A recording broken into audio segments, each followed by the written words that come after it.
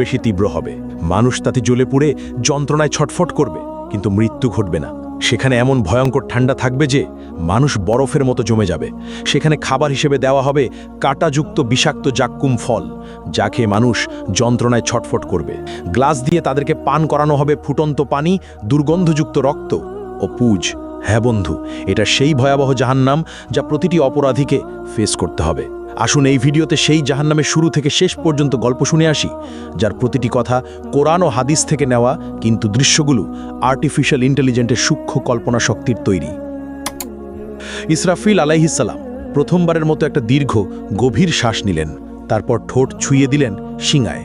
অতল গহ্বর থেকে উঠে এলো শিঙার শব্দ, ভয়াবহ হাড় কাঁপানো শব্দ। প্রথমে তাতে কেঁপে উঠল মক্কা আল মুকাররামা, তারপর সেই ঢেউ ছড়িয়ে পড়ল মদিনা আল মুনাওয়ারাতে, আবৃত করল মসজিদে নববীর প্রতিটি ইট, প্রতিটি স্তম্ভ। কাঁপল ইস্তাম্বুল, দুলে উঠল ঐতিহাসিক আয়া সোফিয়া। লন্ডনে থেমে গেল বিগ বেনের সময়। নিউ ইয়র্কের আকাশচম্বী দালানগুলো গর্জে উঠল ভয়ের কম্পনে। টোকিওতে যন্ত্রপাতি ছিন্ন ভিন্ন হয়ে পড়ল।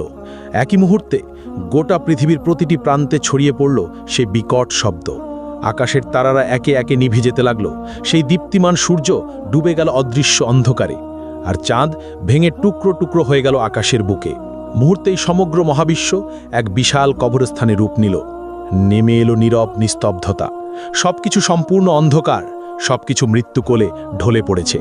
সবকিছু আচ্ছাদিত হয়ে গেল, শুধু আল্লাহ অবশিষ্ট রইলেন। ঘোষণা আসলো, আজ কার জন্য রাজত্ব? কিন্তু কেউ উত্তর দিল না। কতক্ষণ স্থায়ী হলো এই ভয়াবহ নীরবতা? 40 বছর, নাকি 40 দিন, নাকি 40 ঘন্টা? কেউ জানে না, কারণ সময়ও থেমে গেছে, স্থানও বিলীন হয়ে গেছে। শুধু আল্লাহ জানেন এই অপেক্ষার দৈর্ঘ্য কত হবে। মৃতরা মিশে গেছে মাটির সঙ্গে, হাড়গুলো মিশে গেছে ধুলায়, চুলগুলো পচে গেছে, নখেরও অস্তিত্ব নেই। কিন্তু আত্মাগুলো এখনও অপেক্ষায় আছে। বারজাকের জগতে তারা অপেক্ষা করছে, কারোর জন্য কবরের শাস্তি, কারোর জন্য কবরের নেয়ামত। কিন্তু সবাই অপেক্ষায়। তারপর এলো সেই পবিত্র মুহূর্ত। দ্বিতীয় আদেশ প্রতিধ্বনিত হলো, শিঙায় আবার ফু দাও ইসরাফিল। ফলে ইসরাফিল নিলেন দ্বিতীয়বার গভীর শ্বাস। কিন্তু এবার তা ভিন্ন, এবার তা জীবনের শ্বাস, এবার তা পুনরুত্থানের শ্বাস। ইসরাফিল দ্বিতীয়বারের মতো শিঙ্গায় ফু দিলেন। শব্দ ছড়িয়ে গেল সর্বত্র। পৃথিবী ফেটে যেতে লাগলো প্রচণ্ড শব্দে। এক এক করে কবরগুলো খুলে গেল। ভেতর থেকে উঠল হাত, তারপর বাহু, তারপর মাথা। হাড়গুলো এক একে জোড়া লাগলো। মাংস জুড়ে গেল হাড়ের সঙ্গে, চুল গজিয়ে উঠল মাথায়, চোখ বসে গেল চোখের কোটরে। প্রতিটি মানুষ দাঁড়িয়ে গেল একে একে, ধুলো মাটিতে ঢাকা, অবাক, নগ্ন, ভীত আর কাঁপছে। তারা জিজ্ঞেস করল, কে আমাদের ঘুম থেকে জাগালো? তারপর তারা মনে করল সেই ভয়াবহ সত্য। তারা বলতে লাগলো, হায় আফসোস আমাদের, নবীগণ সত্য বলেছিলেন। এটাই সেই প্রতিশ্রুতি যা দয়াময় আল্লাহ দিয়েছেন। এই চিৎকার ছড়িয়ে পড়ল চারদিকে, প্রতিধ্বনিত হলো আর্তনাদ। কিন্তু এখন অনেক দেরি হয়ে গেছে। ভয়ঙ্কর ভয় বিরাজ করছে সবখানে। তারা পালানোর জায়গা খুঁজছেন, কিন্তু নেই। তারা লুকানোর জায়গা খুঁজছেন, কিন্তু তাও নেই। তারপর দূর থেকে ভেসে আসছে কণ্ঠস্বর। ফেরেশতাগণ বললেন, লাইন ধরো, সবাই হাসরের ময়দানে যাও। এই আদেশ শুনে মানুষ যেন পালহারা ভেড়ার পাল টেনে নেওয়া হচ্ছে একে একে, দলবদ্ধভাবে। কাঁপতে কাঁপতে হাঁটছে, শ্বাস আটকে যাচ্ছে, হৃৎপিণ্ড দ্রুত কাঁপছে। তারা ফিসফিস করছে, ইয়া রাব্বি, ইয়া রাব্বি। কিন্তু এখন অনেক দেরি হয়ে গেছে। যখন সুযোগ ছিল দুনিয়ায়, তখন তারা নামাজ পড়েনি, তখন তারা আল্লাহকে মনে রাখেনি। এখন মনে পড়ছে, কিন্তু খুব দেরি হয়ে গেছে। এদিকে হাসরের ময়দান পৃথিবীর মতো বিস্তৃত, বরং আরও প্রশস্ত। কোটি কোটি মানুষ, অসংখ্য প্রাণ একত্রে। আদম আলাইহিস সালাম থেকে শেষ নবজাতক পর্যন্ত সবাই এখানে উপস্থিত। অসংখ্য ভিড়, শ্বাস নেবার জায়গা নেই, চলাফেরার জায়গা নেই। মানুষ ভয়ে একে অপরকে চেপে ধরছে। সূর্যকে কাছে আনা হয়েছে, ঠিক মাথার উপরে, শুধু 1 মাইল দূরে। কি অসহ্য তাপ! শরীর থেকে ঘাম ঝরছে অবিরত। কেউ তাদের গোড়ালি পর্যন্ত ঘামে ডুবে আছে, এরা সামান্য পাপী। কেউ হাঁটু পর্যন্ত ডুবে আছে, এরা মাঝারি পাপী। কেউ কোমর পর্যন্ত ডুবে আছে, এরা অনেক পাপী। কেউ গলা পর্যন্ত ডুবে আছে, এরা মারাত্মক পাপী। কেউ ঘামের মধ্যে মুখ নাক ঢেকে আছে, এরা সবচেয়ে ভয়ঙ্কর পাপী। তারা ঘামে ডুবে যাচ্ছে কিন্তু মরতে পারছে না, কারণ মৃত্যু আর নেই। এই শাস্তির মধ্যেই সময় অতিবাহিত হচ্ছে, বছরের পর বছর কেটে যাচ্ছে, তবুও তারা দাঁড়িয়ে হাসরের ময়দানে। 1000 বছর গেল, 2000 বছর গেল, 3000 গেল, 5000 গেল, 10,000 গেল, এইভাবে 50,000 বছর চলে গেল। তবুও তারা অপেক্ষায়, তারা কাঁদছে, ইয়া রাব্বি, ইয়া রাব্বি, আমাদের বিচার শুরু করো না এখনই। এই অপেক্ষা শাস্তির চেয়েও কঠিন। আমাদেরকে জাহান্নামে নিক্ষেপ করো, কিন্তু তবু এই অপেক্ষা শেষ করো, আমরা আর পারছি না। কিন্তু আল্লাহ, যিনি ন্যায় বিচারক, তাদেরকে অপেক্ষায় রাখলেন, কারণ দুনিয়ায় তারা তার আদেশকে অপেক্ষায় রেখেছিল। তারা সালাত বিলম্ব করেছিল, তারা তওবা পিছিয়ে দিয়েছিল, আর আজ তারাই অপেক্ষায়। এমন সময় জাহান্নামের আগমন। হঠাৎ দূর থেকে একটা ভয়ঙ্কর শব্দ ভেসে এলো, যেন 1000 আগ্নেয়গিরি বিস্ফোরিত হচ্ছে, যেন লক্ষ ভূমিকম্প একসঙ্গে ঘটছে। শব্দ ক্রমশ তাদের কাছে আসছে, মানুষ কানে আঙ্গুল দিচ্ছে, কিন্তু কোনো লাভ নেই। শব্দ তাদের হাড় কাঁপিয়ে দিচ্ছে, অস্থিমজ্জায় ঢুকে যাচ্ছে। তারপর দূর থেকে দেখা দিল জাহান্নাম, ভয়ঙ্কর জাহান্নাম, 70,000 শৃঙ্খল দিয়ে বাঁধা। প্রত্যেক শৃঙ্খলে 70,000 ফেরেস্তা টেনে আনছে। জাহান্নাম যেন জীবন্ত দানব, রাগান্বিত, ক্ষুধার্ত আর বুনো। মানুষকে দেখে সে আরও দ্রুত ছুটতে চায়। শৃঙ্খল টেনে ধরে আছে ফেরেস্তারা অত্যন্ত কষ্টে। জাহান্নাম গর্জে উঠছে, সে মানুষকে কেতে চায়। যখন হাসরের মাঠের দিকে আসে, তার ক্রোধ আর ধরে রাখা যায় না। হঠাৎ ভেতর থেকে বের হলো এক বিশাল অগ্নিপিণ্ড, একটি মোটো পাহাড়ের মতো আকারের জ্বলন্ত দাউ দাউ করা আগুন। বিদ্যুতের গতিতে হাসরের মাঠের দিকে ছুটে এলো, কয়েক সেকেন্ডের মধ্যে মানুষের কাছে পৌঁছে গেল। সেই আগুন দেখে মানুষ পাগল হয়ে গেল, তারা দৌড়াতে লাগলো, কিন্তু কোথায়? সেই জায়গা তো নেই। যেদিকে দৌড়াচ্ছে আগুন ওখানেই, যেদিকে তাকাচ্ছে আগুন সেখানেই। তারা লুকিয়ে যাবার জায়গা খুঁজছেন, নিজেদের মাটিতে ছুঁড়ে ফেলছেন, কিন্তু আগুন থেমে নেই, এগিয়ে আসছেই অবিরত। মাত্র কয়েক সেকেন্ড বাকি, এর মধ্যেই এটি পুড়িয়ে ফেলবে সমগ্র হাসরের ময়দান। কোটি কোটি মানুষ ছাই হয়ে যাবে। কিন্তু সেই শেষ মুহূর্তে আসমান থেকে নূরের ঝলক নিয়ে আসবেন জিব্রাইল আলাইহিসসালাম। তার হাতে একটি ছোট পাত্র, ভেতরে স্বচ্ছ এক তরল পানি। তিনি সেই তরল ঢেলে দিলেন সেই বিশাল অগ্নিখণ্ডের ওপর। সঙ্গে সঙ্গে উঠল ঘন বাষ্প। আগুন তাৎক্ষণিক নিভে গেল, ফলে বরফ শীতল এক পাথরে পরিণত হল। কোটি কোটি মানুষ একই মুহূর্তে গভীর শ্বাস নিল, যেন তারা বেঁচে গেল। কিন্তু এটি শেষ রক্ষে ছিল না। মানুষ হতবাক হয়ে জিজ্ঞেস করল, ওটা কি তরল পানি ছিল? কিভাবে এত ভীতিকর আগুন নিভে গেল? তখন জিব্রাইল আলাইহিসসালাম বললেন, ওটা ছিল তোমাদের চোখের জল। দুনিয়ায় যে চোখের জল তোমরা ফেলেছিলে, রাতের বেলায় সালাতে কাঁদতে কাঁদতে, আল্লাহর ভয়ে, তার ভালোবাসায়, নিজের গুনাহের অনুশোচনায়, কুরআন পড়তে গিয়ে, আজান শুনতে গিয়ে, মায়ের বাবার জন্য দোয়া করতে গিয়ে, এটা সেই পবিত্র অশ্রু। এগুলোই এই আগুন নিভিয়েছে, তোমাদেরকে রক্ষা করেছে, কিন্তু তা কেবল অল্প সময়ের জন্য। তখন মুমিনরা আনন্দে কেঁদে বলল, আলহামদুলিল্লাহ, আলহামদুলিল্লাহ। আর কাফেররা ভয়ে কাঁপবে আরও বেশি, কারণ তাদের কোনো অশ্রু নেই, ফলে তাদের রক্ষাকারীও নেই। অতপর হিসাবের সময় এসে গেল। নাম ধরে ডাকা হচ্ছে একে একে। যার নাম ডাকা হয় সে কাঁপতে কাঁপতে আল্লাহর সামনে আসে। ভয়ে হৃৎপিণ্ড ফেটে যাওয়ার মতো অবস্থা, শ্বাস বন্ধ হয়ে আসে। মহান আল্লাহ তার হাতে দেন হিসাবের বই। এটাই জীবনের চূড়ান্ত সিদ্ধান্ত। যে সৎকর্ম করেছে তার বই ডান হাতে দেওয়া হয়। সে আনন্দে বলে ওঠে, নাও পড়ো আমার হিসাব। আমি নিশ্চিত ছিলাম আমাকে হিসেব দিতে হবে। আর যে মন্দ কর্ম করেছে তার বই দেওয়া হয় বাম হাতে, পেছন দিক থেকে। সে উন্মাদ হয়ে চিৎকার করে ওঠে, হায় আফসুস, যদি আমাকে বইটা না দেওয়া হতো, যদি আমি আমার হিসেব না জানতাম। তখন মানুষ ভয়ে হতাশায় মিথ্যা বলল, ইয়া রব, আমি কিছুই করি নাই। ইয়া রব, আমি জানতাম না। ইয়া রব, আমি নির্দোষ। ইয়া রব, এটা আমার ছিল না, আমি খেয়াল করিনি। তখন আল্লাহ বললেন, মিথ্যা বলো না, তোমরা সত্য লুকাতে পারবে না। সবকিছু লেখা আছে, সবকিছু সংরক্ষিত আছে। তখন হঠাৎ মানুষের মুখ সিল করে দেওয়া হলো, কিন্তু মানুষের হাত কথা বলতে শুরু করলো। মুখ নেই, কিন্তু শব্দ আসে। ইয়া রব, এই হাতে সে টাকা চুরি করেছে। ইয়া রব, এই হাতে সে হারামে হাত দিয়েছে। ইয়া রব, এই হাতে সে জুলুম করেছে। পা সাক্ষ্য দিল, ইয়া রব, এই পা দিয়ে সে দৌড়ে গিয়েছে গুনাহের পথে। ইয়া রব, এই পা দিয়ে সে গিয়েছে জুলুমে। ইয়া রব, এই পা দিয়ে সে যায়নি মসজিদে। চোখ জানালো, ইয়া রব, এই চোখ দিয়ে সে হারামের দিকে তাকিয়েছে। ইয়া রব, এই চোখ দিয়ে সে নোংরা ছবি দেখেছে। কান বলে উঠল, ইয়া রব, এই কান দিয়ে সে হারাম শুনেছে। ইয়া রব, এই কান দিয়ে সে গীবত শুনেছে। জিহ্বা বলে উঠল, ইয়া রব, এই জিহ্বা দিয়ে সে মিথ্যা বলেছে। ইয়া রব, এই জিহ্বা দিয়ে সে গীবত করেছে। ইয়া রব, এই জিহ্বা দিয়ে সে গালাগাল করেছে। মানুষ হতবাক হয়ে গেল। নিজের অঙ্গ প্রত্যঙ্গই তাকে ধোঁকা দিচ্ছে। তারা আক্ষেপে নিজেদের চামড়াকে বলল, তোমরা কেন আমাদের বিরুদ্ধে সাক্ষ্য দিলে? তারা উত্তর দিল, আল্লাহ যিনি সব কিছুকে কথা বলান, তিনি আমাদেরও কথা বলালেন। এভাবে সত্য প্রকাশ হয়ে গেল পুরোপুরি। কিছুই আর গোপন থাকল না। সে আর মিথ্যা বলতে পারল না, সে আর অস্বীকার করতে পারল না, কারণ তার নিজের দেহ সাক্ষ্য দিয়েছে। অতপর প্রত্যেক কাজের ন্যায় বিচার হবে। অতি সামান্য ভালো কাজেরও প্রতিদান পাবে, অতি সামান্য মন্দ কাজেরও শাস্তি পাবে। কিছু বান্দাকে আল্লাহ ক্ষমা করলেন তার রহমতে, তার করুণায়, কিন্তু অধিকাংশ যাবে জাহান্নামে। আদম সন্তানের প্রতি ১,৯৯৯ জন যাবে জাহান্নামে। এভাবে হিসাব শেষ হলো। এবার আসলো বিচ্ছেদের সময়। মানুষকে লোহার শৃঙ্খল গলায়, হাতে, পায়ে দিয়ে ভেড়ার পালের মতো টেনে নেওয়া হচ্ছে জাহান্নামের দিকে। তারা কাঁদছে, মিনতি করে, ইয়া রব, আমাদের আরেকবার সুযোগ দাও, আমাদেরকে দুনিয়ায় ফিরিয়ে দাও, আমরা নিজেদের ঠিক করব, আমরা ভালো হয়ে যাব। কিন্তু না, অনেক দেরি হয়ে গেছে, আর এমন সুযোগ নেই। ফেরেশতারা তাদেরকে টেনে নিয়ে যাচ্ছে নিষ্ঠুরভাবে। চলো, এটাই তোমাদের জায়গা। অতপর জাহান্নামের উপর বিস্তৃত হলো একটা সেতু, চুলের মতো সূক্ষ্ম, তরোয়ালের মতো ধারালো। হ্যাঁ, এটাই সিরাত। তাদেরকে তা অতিক্রম করতেই হবে। কিন্তু কিভাবে? এমন সূক্ষ্ম সেতু পার হওয়া কি সম্ভব? মুমিনরা তাদের নূর নিয়ে যাবে, তাদের জন্য এটি হবে সমতল রাস্তার মতো, তারা সহজেই দৌড়ে পার হয়ে যাবে। কিন্তু মুনাফিকরা আটকে যাবে মাঝপথে, তাদের নূর নিভে যাবে, ফলে তারা অন্ধকারে পড়ে থাকবে। আর কাফেরদের কোনো নূর নেই, তারা এক পাও ফেলতে পারে না, তারা হোঁচট খায়, পড়ে যায়।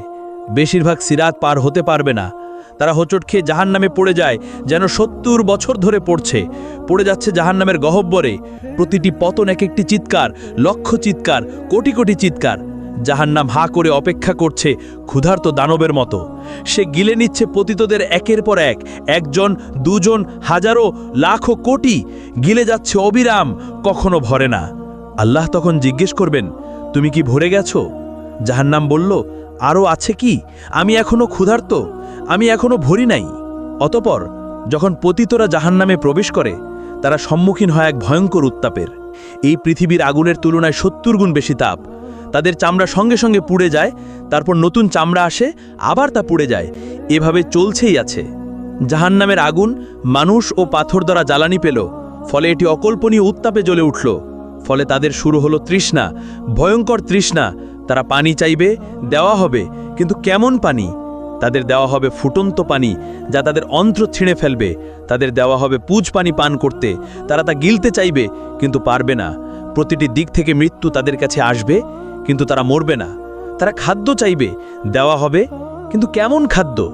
তাদের খাদ্য হবে কেবল কাঁটাযুক্ত উদ্ভিদ। এটি এমন এক জাক্কুম বৃক্ষ, যা জাহান্নামের তলদেশ থেকে জন্মায়। এর ফল শয়তানের মাথার মতো। প্রতিটি গ্রাসে আরাম নয়, বরং ব্যথা আসে।